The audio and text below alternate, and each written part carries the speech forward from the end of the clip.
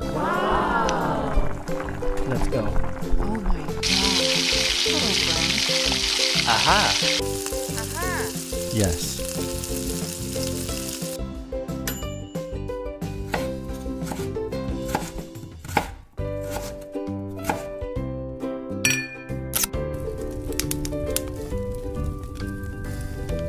Wow! Thank you. আজ তোমাদের বাবুর্চি স্টাইলে চিকেন বিরিয়ানি করে দেখাবো। আমি 2 কেজি চাল নিয়েছি, ভালো করে ধুয়ে 1 ঘন্টা ভিজিয়ে রাখবো। আদা রসুন ও জিরে একসঙ্গে পেস্ট বানিয়ে নেব। মুরগির মাংস ভালো করে ধুয়ে পানি ঝরিয়ে রেখেছি। কড়াইতে বেশি করে তেল দিয়ে পেঁয়াজ সরু সরু করে কেটে আমি বেরেস্তা করে তুলে নেব।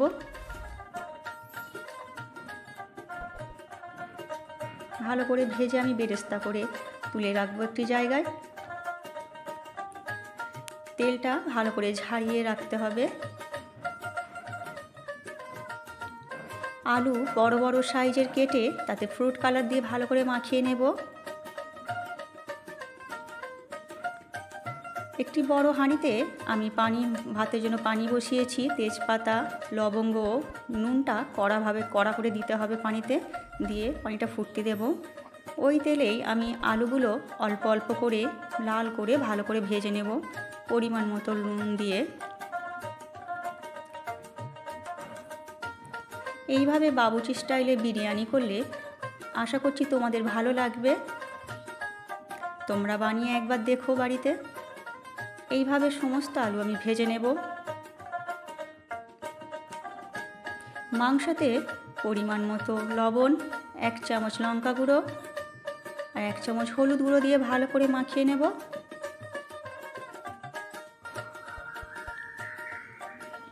মাখিয়ে নিয়ে আমি এটি হালকা করে ভেজে নেব তেলেতে। এদিকে পানি ফুটে গেছে, আমি পানি ঝরিয়ে চালগুলো দিয়ে দিচ্ছি ভাত হওয়ার জন্য। ভাতটি হতে দেব। ভাত ফুটে গেলে 80% আমি ভাতটি রান্না করে নেব, নিয়ে ফ্যান ঝরিয়ে নেব। মাংস হালকা করে ভেজে তুলে রাখবো। আমার রেসিপিটি তোমাদের যদি এই পর্যন্ত ভালো লাগে একটা লাইক করে দিও। এইভাবে সমস্ত মাংস আমি ভেজে নেব। মাংস অল্প অল্প করে ভেজে নিতে হবে। তেলেতে তেজপাতা, গোটা গরম মশলা ফোড়ন দেব। ভালো করে গন্ধ বের হলে পেঁয়াজ কুচি দেব। পেঁয়াজ কুচি লাল করে ভেজে নেব। বানিয়ে রাখা আদা রসুন ও জিরের পেস্ট দিয়ে দেব। জারটি ধুয়ে দিয়ে দিচ্ছি।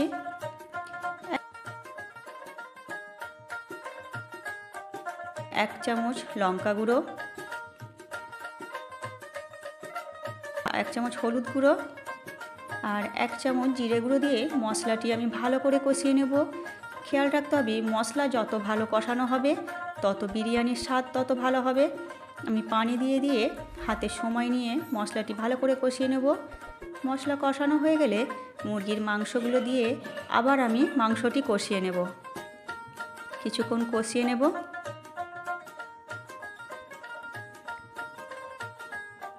কষিয়ে নিয়ে অল্প করে পানি দিয়ে দেব। পানি দিয়ে ঢেকে কিছুক্ষণ হতে দেব। একদম লো আঁচে কিছুক্ষণ হতে দেব আমি মাংসটি। আমি 500 গ্রাম দুধ নিয়েছি, তাতে 2 চামচ চিনি দিচ্ছি, 2 চামচ কেওড়া পানি, 2 চামচ গোলাপ পানি ও 4-5 ফোঁটা আমি মিঠা আতর দিয়ে দিচ্ছি। চিনি ভালো করে গুলে নেব।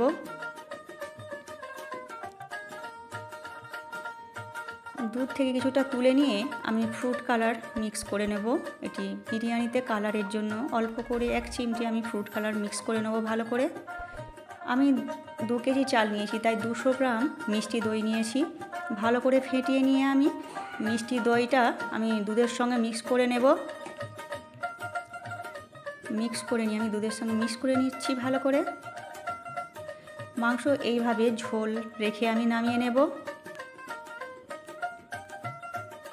একটি বড় হাঁড়ি নিয়েছি, তাতে আলুগুলো তলায় আমি বিছিয়ে দিচ্ছি এবং মাংসের ঝোল বাদ দিয়ে আমি মাংসগুলো শুধু তুলে নিয়ে আলুর সঙ্গে দিয়ে দিচ্ছি। ভালো করে আমি বিছিয়ে দেবো মাংসগুলো।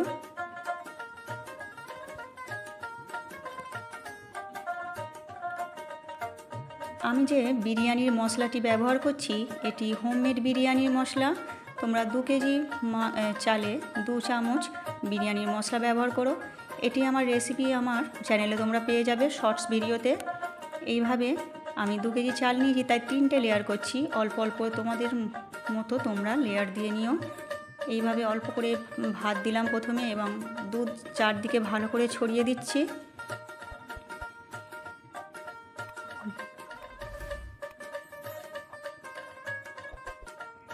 তারপর গাওয়া ঘি দেব।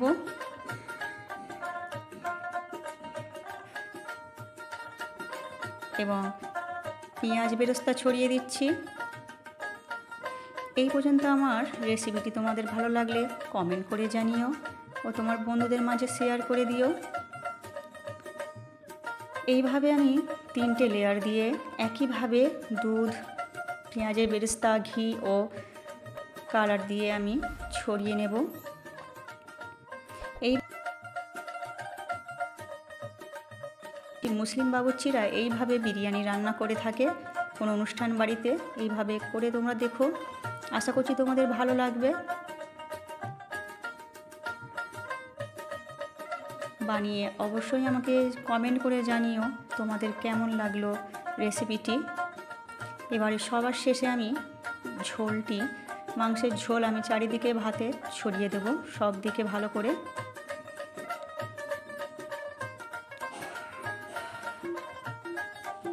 হাঁড়িটি আটা মেখে হাঁড়িটি সিল করতে পারো। আমি একটি ভিজে কাপড়, সুতির কাপড়কে ভিজিয়ে হাঁড়ির মধ্যে ঢাকনা দিয়ে এটি আমি সিল করছি। ভিজে কাপড় দিলে ভাপটা বেরোবে না। চুলায় বসিয়ে আমি দমে রেখেছি। দম হয়ে গেলে এইভাবে ঢাকনা সরিয়ে উপর থেকে নিচে পাতলা প্লেট বা পাতলা চামচের সাহায্যে তোমরা উপর থেকে নিচে এইভাবে তুলে মিক্স করে তোমাদের পছন্দ মতো রায়তা বা সালাদের সাথে তোমরা পরিবেশন করো। আমার রেসিপিটি তোমাদের যদি এই পর্যন্ত ভালো লাগে তাহলে অবশ্যই একটা সাবস্ক্রাইব করে দিও। ও আমার রেসিপিটি তোমাদের ধৈর্য সহকারে এতক্ষণ দেখার জন্য অনেক অনেক ধন্যবাদ রইল তোমাদের। এবং তোমার নেক্সট ভিডিও কী পেতে চাও আমাকে অবশ্যই কমেন্ট করে জানিও।